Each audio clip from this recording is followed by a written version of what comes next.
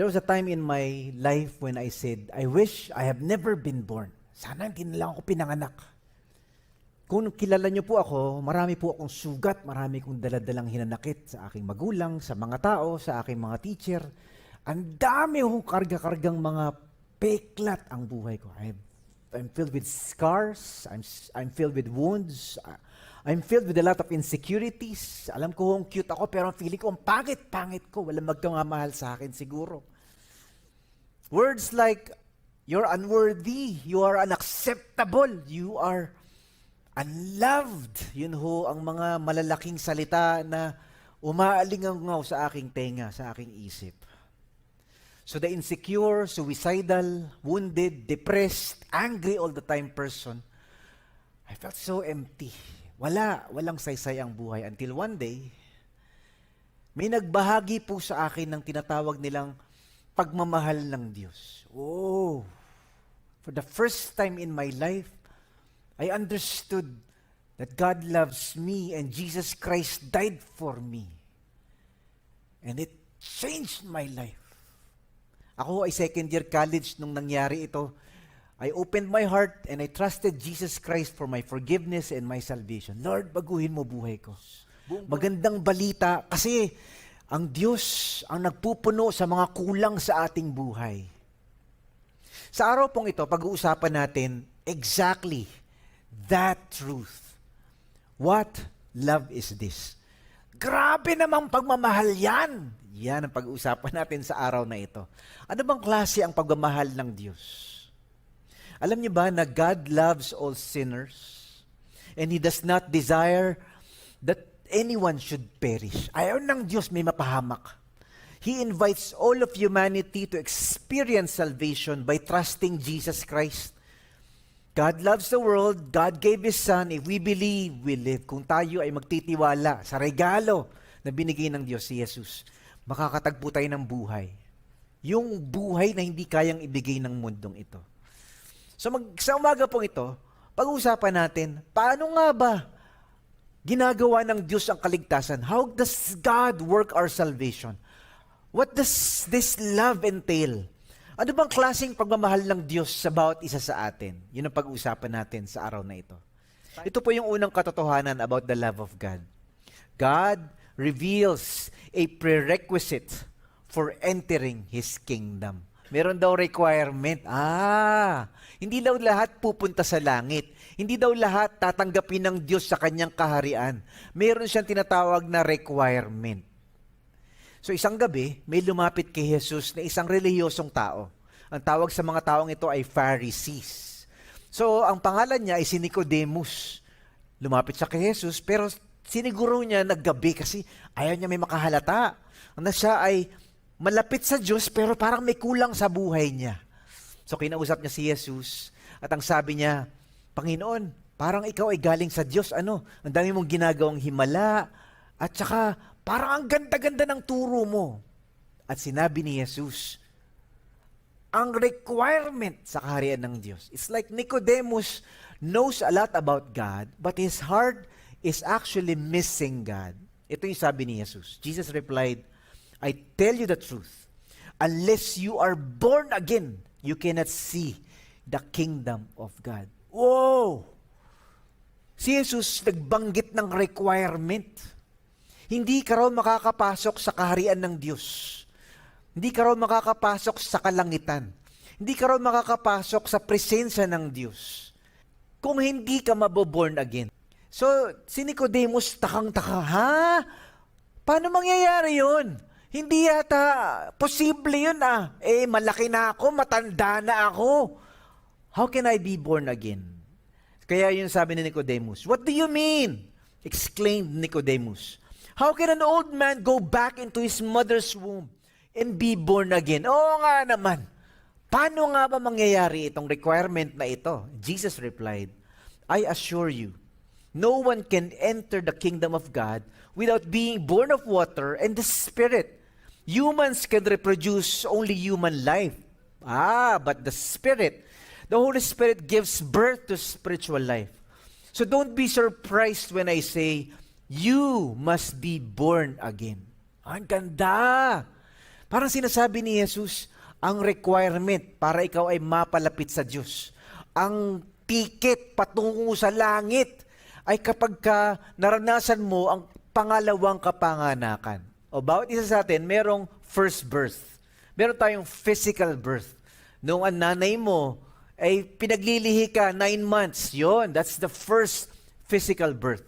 Sabi ni Jesus, lahat tayo merong unang kapanganakan. Meron ko nga birthday eh. Pag wala kang birthday, hindi ka tao. Tarangin mo yung katabi mo, ano pala birthday mo pare? Di ba? Lahat tayo may birthday, lahat tayo may physical birthday. Sabi ni Jesus, you want to see the kingdom of God? Gusto mong makasama ang Diyos sa kalangitan? Kailangan mo ng second birthday. Ha? Sabi ni Nicodemus, second birthday? Paano yun? Sabi ni Jesus, kailangan mo ng spiritual birthday. You must be born again. Pinanganak ka na nga one time, you need to be born the second time.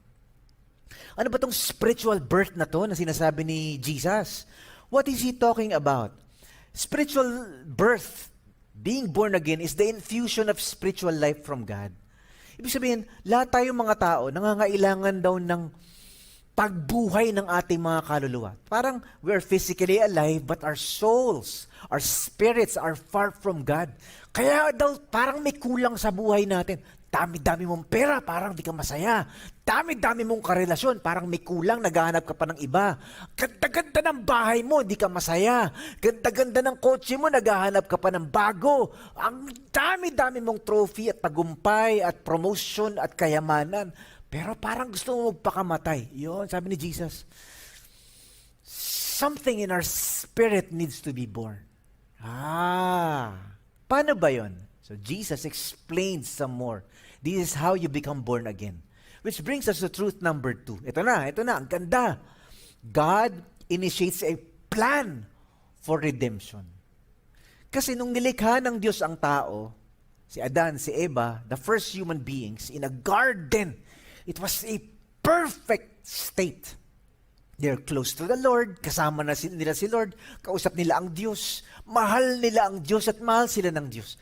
Ang ganda-ganda na sana, kaya lang may dumating na ahas at tinukso sila at yung pinagbabawal ng Diyos na iwasang puno, yung pinatulan nilang gawing almusal, ano ba yan? So nagkasala ang unang mga nilalang, the first human beings, disobeyed God and felt like, kaya namin tong, gusto rin namin maging Diyos. Gusto naming suwayin ang Diyos. So that's when humanity fell. But that's not the end of the story. There was a dark chapter in the history of humanity when we are fallen, broken. Kaya ang baho-baho, ang dilib-dilim, ang gulo-gulo ng mundo dahil sa kasalanan ng tao. But that's not the final word of the story. The second chapter of the story is redemption came. Ito yung sinasabi ni Jesus. How can a person be born again? So, si Jesus, bigla niyang kinuwentuhan si Nicodemus ng kwento during the time of the Exodus. In the book of Numbers, you will see the people of Israel, they were in the wilderness. Sila ay nasa disyerto at sila ay niligtas ng Diyos mula sa Ehipto. They were freed from slavery and they were complaining, they were grumbling, they have a rebellious attitude. Mantakin nyo, nakita mo ang himala ng Diyos. They saw fire by night and cloud by day. They saw bread from heaven coming down as manna. They saw rivers in the desert. They saw the parting of the Red Sea. Nakita nila lahat ng kamanghamanghang ginawa ng Diyos. Nagrereklamo pa sila. Binigyan sila ng Diyos ng tinapay. Ano ba to? Puro tinapay. Wala bang karne? Binigyan sila ng karne. Ano ba to? Walang panulak. Parang puro reklamo na lang. And so God punished them by sending a plague of snakes. Naalala niyo yung kwento? Nagpadala ang Diyos ng mga ahas.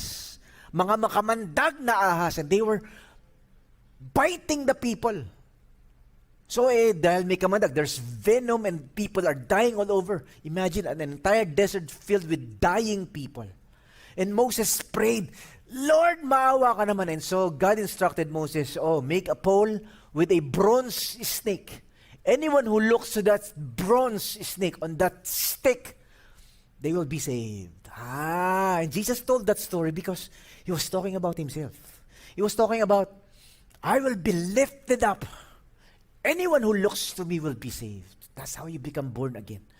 That's why in John chapter 3, verse 14 to 16, he says, and as Moses lifted up the bronze snake on a pole in the wilderness, so the Son of Man must be lifted up, so that everyone who believes in Him will have eternal life. Ang galing! Parang binabalik ni Jesus kay Nicodemus, ito, naalala mo ba yung nangyaring ito? And that is how people will have a spiritual life and a spiritual birth when they look to the one on the cross. Galing, ano? Sabi niya, for this is how God loved the world.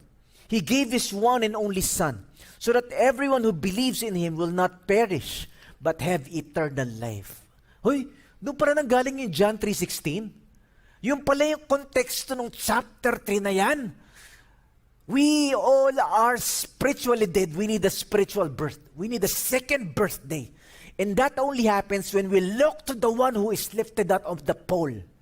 Yung inangat sa krus, sino man sa kanya magtiwala at manampalataya at tumingin, maliligtas. And that is the plan of God for salvation. Grabe, hindi pala kanya-kanyang diskarte. Mas magaling yata ako sa'yo, ako pupuntang langit, ikaw hindi. Mas mabait yata ako sa'yo, ako pupuntang langit, ikaw hindi. Mas active yata ako sa church kumpara sa'yo, ikaw nga dami mong absent. Ako pupuntang langit, ikaw hindi pala ganun. The plan of God, ang sino mang magtiwala kay Jesus, ay magkakaroon ng buhay na walang hanggan. They will not perish. Which brings us to truth number 3. Paano ba nga, Pastor Mike, itong kaligtasang ito? How does God save us? What kind of love is this? The truth number 3 says, God loves all people in the world. Mahal daw ng Diyos ang lahat ng makasalanan sa mundong ito. That is why sa John chapter 3 verse 16, he says, for God so loved the world. Yon. The word world is the word for cosmos. It's the word for all creation. Mahal ng Diyos ang lahat ng nilikha. It's also the word for all humankind. Yan, pag sinabing God so loved the world, God so loved every human being. All humanity. In other words, God loves all sinners in the world. Mahal ng Diyos, ikaw, ako, at lahat ng makasalanan. Itong mundong ito, minahal ng Diyos. God so loved this world full of rebellious, murderous, idolatrous, stubborn, arrogant, sinful people. Yung mundo na punong-puno ng mayayabang, punong-puno ng mga malalaswa, punong-puno ng mga magagalitin, punong-puno ng mga magnanakaw at mga sinungaling, tayong lahat. This is the world God loves. Minahal daw ng Diyos ang mundong ito. Kalabitin mo ngayon katabi mo, mahal ka pala ni Lord kahit ganyan ka. Alam niyo ba yung love that was described here? God so loved. The word love is the word for agape. Grabe, God's agape the world. Minahal ng Diyos ang mundo. The word agape is the word for unconditional love. Hindi raw ito feelings, Parang pag sinabi kasi love, akala natin, wow, sarap ng feeling, di ako makatulog, di ako makakain, may tagyawat sa ilong. Yun ang feeling natin ng love, di ba? Parang lagi nilang bukang bibig mo yung mahal mo. Well, kasama yun sa love, pero itong agape love is actually a choice. It's a decision to love someone even when it hurts. To love the person even when they don't love you back. And this love you cannot earn and you cannot lose. Hindi ka tatantanan. Mahal pa rin kita kahit ganyan ka. Nalala ba yung mga anak natin na maliliit pa sila? Bato dito, bato doon. Takbo dito, takbo doon. Ngaw-ngaw dito, ngaw-ngaw doon. Suka dito, suka. Gulo! Pero, hindi na kita anak. Pwede ba yun? Mahal mo pa rin That's agape. O yung mahal na mahal mo. Diba? 50 years na kayong mag-asawa, kaya lang na-paralyze si Mrs. Hindi makakain, hindi makagalaw, walang gamot. Tapos, ulianin na, hindi ka na nga kilala, dinuduraan ka pa, minumura ka pa. Pero, pinapaliguan mo, pinapakain mo, dinadamitan mo. Hindi mo sinasampal o sinasabon, kundi inaalaga. That's agape. It's a choice to love. Ito yung agape. God so agape the world. Ang sakit eh. Ayaw nila sa akin eh. Pero minahal tayo ng Diyos. Wow! Mahirap makakita ng ganong pagmamahal. Mahirap makakita ng ganong unconditional love, no strings attached. You cannot earn it, you cannot lose it. Naalala niyo ba may kwento sa Old Testament ng love story? Mahilig kayo sa love story, di ba? Sabi mo nga sa katabi mo, ano na bang love story yung sinusundan mo ngayong series, ha? Korean ba? Itong mag love story na to ay si Gomer at saka si Hosea. So, simula, okay ang simula. Kinasal sila.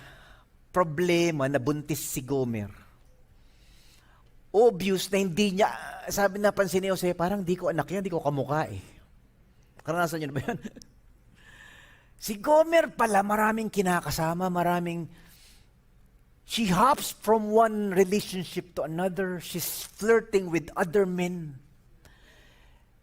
Ikaw kaya, mapakasalan mo, ang dami-daming kinakasamang iba, payag ka? Sakit ha? Siguro makakapatay ka. Lalo na pagka caught in the act. Sakit nun. Lord, pakihagisa ka ng granada yung dalawang ito.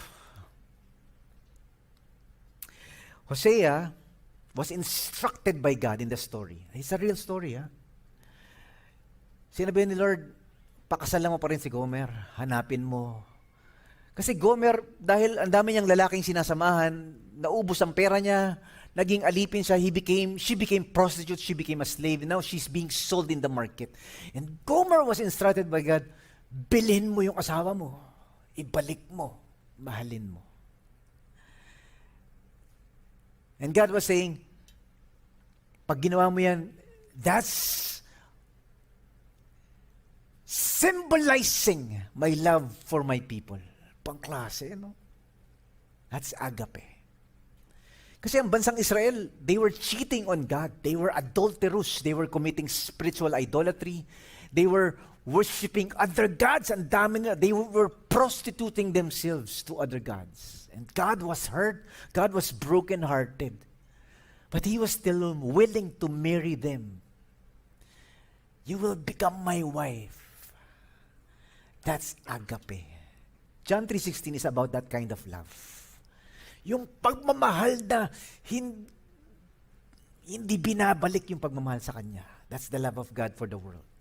Itong mundong ito, galit sa Diyos. Itong mundong ito, inis sa Diyos. Itong mundong ito, sinusumpa ang Diyos, minumura ang Diyos.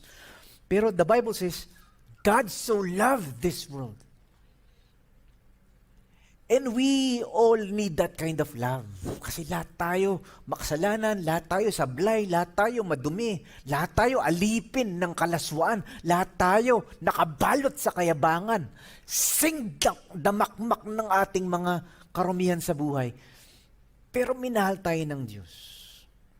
Yun yung kwento ni Hosea at ni Gomer. And that is the essence of John 3:16. God's love is selfless, sacrificial, unconditional. It's better than all love stories combined.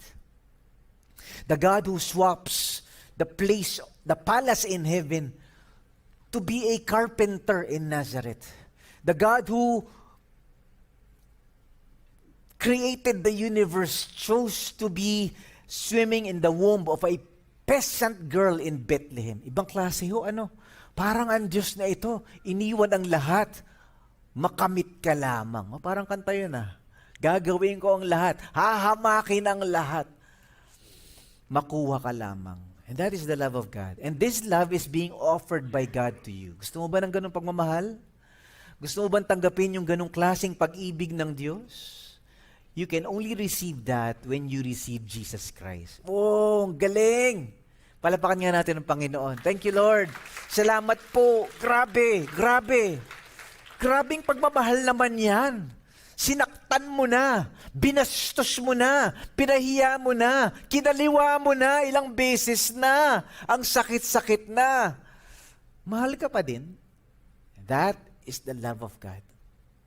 Which brings us to the truth number 4.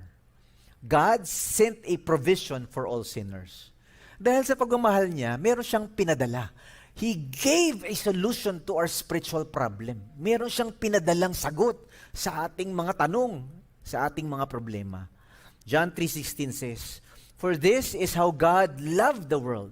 He gave His one and only Son." In other words, God's love was manifested by giving His Son. Yun talaga, no? Ang pagmamahal daw ng Diyos, ipinahayag, ipinakita, dinemonstrate. May proof na mahal ka ni Lord nung pinadala niya si Jesus para mamatay para sa'yo. Yan. Kaya nga sabi ng 1 John chapter 4 verses 9 to 10, God showed how much He loved us by sending His one and only Son into the world so that we might have eternal life through Him. Yun, ano? Pagmamahal ni Lord, ano? This is real love. Not that we loved God, but that He loved us and sent His Son as a sacrifice to take away our sins. Yun talaga ang ginawa ng Diyos. Sinolusyonan niya yung ating mga problema, yung ating pagkakahiwalay sa Diyos. Si God gave us a bridge to the gap. Problema, nung dumating si Jesus, ayaw ng mga tao. Tinalikuran siya ng mga tao. Tinanggihan siya. Biro mo, ikaw nang binibigyan ng pagmamahal, ikaw nang binibigyan ng pag-asa, ikaw nang binibigyan ng kaligtasan, tinanggihan pa siya ng mga tao. Tingnan niyo to. John chapter 1 verse 9 to 13 says, "The one who is true light, who gives light to everyone." Binibigyan na nga tayo ng kaliwanagan. Was coming into the world. He came into the very world He created, but the world did not recognize Him. He came to His own people, and even they rejected Him. Next slide, please. Diba? But to all who received Him, He gave and accepted Him. He gave the right to become children of God. Tinanggihan siya eh. Ayaw sa Kanya eh. Pero, lahat ng tumanggap sa Kanya ay binigyan niya ng karapatang maging anak ng Diyos.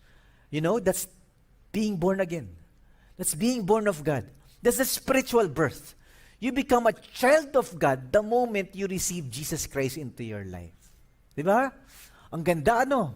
Nalala ko ho, nung ako ay hindi pa nakakakilala sa Panginoon. Akala ko noon, ang solusyon para ako ay maligtas at mapunta sa langit ay magpakabait, magsimba, magbasa ng Bible, at tumulong sa mahihirap, at sundin yung mga utos ng Diyos. Akala ko ganoon.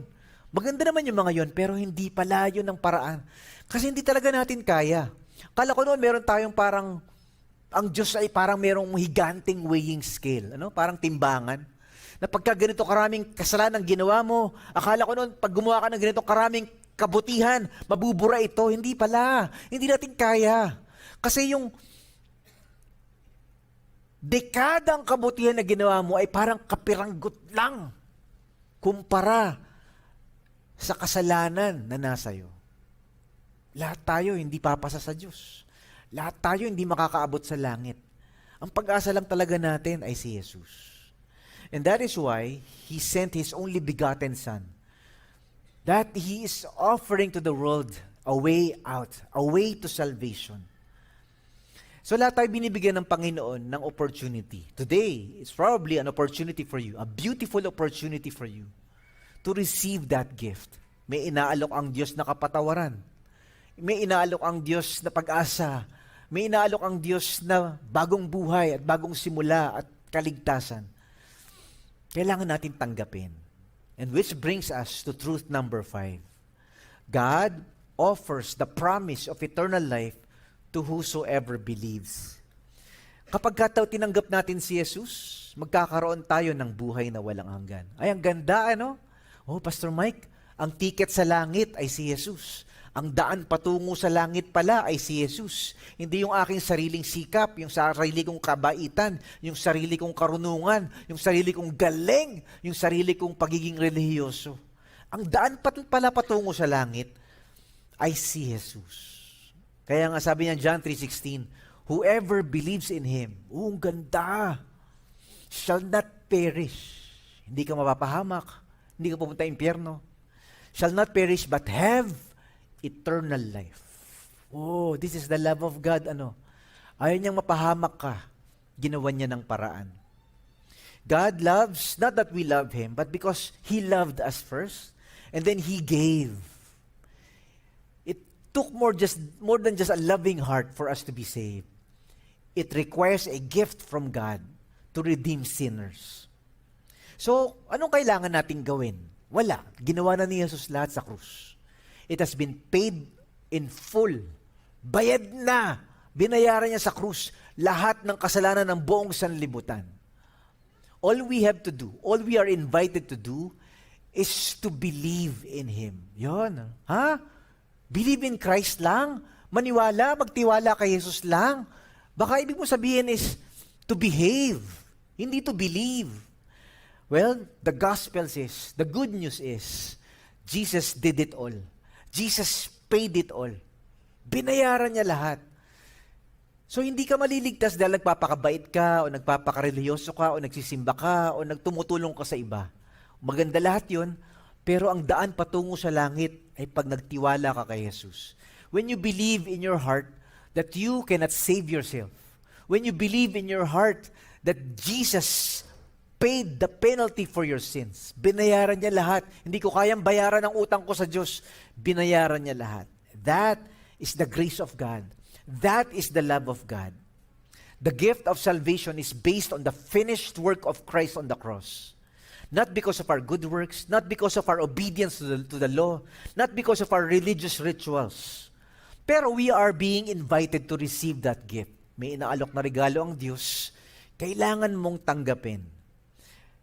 We cannot save ourselves, but when we believe that only Christ's death on the cross is the final payment, sufficient payment for our sins, we will receive the gift of eternal life. Oh, tanongin nga kita, langit ba ang punta mo? Meron ka na ba ng ganitong regalo ng Diyos? Buhay na walang hanggan? Sabi ng Romans chapter 4 verse 5, but people are counted as righteous not because of their work. Hindi raw yung pagalingan, pabaitan, but because of their faith in God. Yung nagtiwala sa Diyos. The God who forgives sinners. Sabi ng Acts 16:30-31, may nagtanong sa mga apostles. Then He brought them out and asked, sirs, what must I do to be saved? Paano ba ako maliligtas? Sagot ng mga apostles, believe in the Lord Jesus and you will be saved. Pag nagtiwala ka sa Panginoong Jesus, langit ka, ligtas ka. Oy, kakaba-kaba ang buhay pag namatay ka mamaya, pag namatay ka next week, pag namatay ka next year, wag naman sana. Pag namatay ka 10 years from now, 20 years from now, saan ka pupunta? The Bible says, pag nagtiwala ka kay Jesus, na yung ginawa niya sa krus ay sapat na, then you will be saved. Eternal life. Romans 6:23 says, for the wages of sin is death, but the gift of God is eternal life through Christ Jesus our Lord. Grabe yung buhay na walang hanggan pala ay galing sa Panginoong Jesus. Siya ang nagbibigay nito.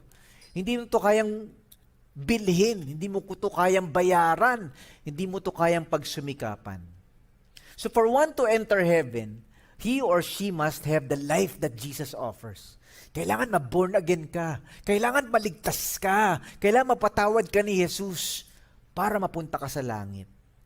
Kaya nga sabi ng John 3:36, di ba? Whoever believes in the Son has eternal life. But whoever rejects the Son will not see life, for God's wrath remains on them. Grabe Si Jesus lang pala talaga ang paraan para maligtas tayo. Hindi religion, hindi pagsunod sa mga kautusan. Di ba? Nabanggit ko dati, ang 10 utos ay parang kadena. Natupad mo yung 9, nabali mo ang isa, laglag ka pa din. The 10 Commandments is like a chain. You obey the 9 and you violate the one, you fall into condemnation and punishment. Walang papasa, walang maliligtas unless we receive the Lord Jesus Christ. You see, life is from God. Wala talagang buhay kung wala ang Diyos sa atin. Ang gusto talaga ng Diyos, lahat tayo maligtas. God does not desire for any person to perish. God does not delight in the death of the wicked, the Bible says. God longs for every sinner to repent and choose eternal life. God does not send anyone to hell. Hindi naman ang Diyos ang nagpapadala ng tao sa impyerno eh. Pero ang tao ang pumipili sa impyerno. Isipin nyo nga, people go to hell because they voluntarily choose to go to hell. Ayaw naman sila ng Lord na papuntang impyerno, pero doon sila gusto. They reject Christ, they reject the love of God, they reject the offer of forgiveness. Ayaw nila, minumura nila ang Diyos. Pinagtatawanan nila ang salita ng Diyos. Tinatanggihan nila ang alok ng Diyos. Dahil, hindi ko kailangan ng Diyos. Nasa akin na ang lahat. Hindi ko kailangan si Jesus. Mabait naman ako. Wala naman akong kasalanan. Hindi ko kailangan ng tagapagligtas. Ayos naman ako. Yun ang akala nila. And that's why God offers the world. Anyone, come. Those of you who are tired and weary, kayong pagod na, kala nyo, kaya ninyo, hindi nyo pala kaya, lumapit kayo.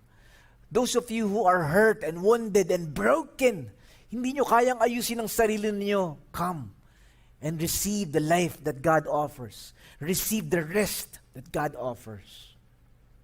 Alam nyo ba sa Bible, yung salitang life, yung salitang buhay, mayroong tatlong ibig sabihin.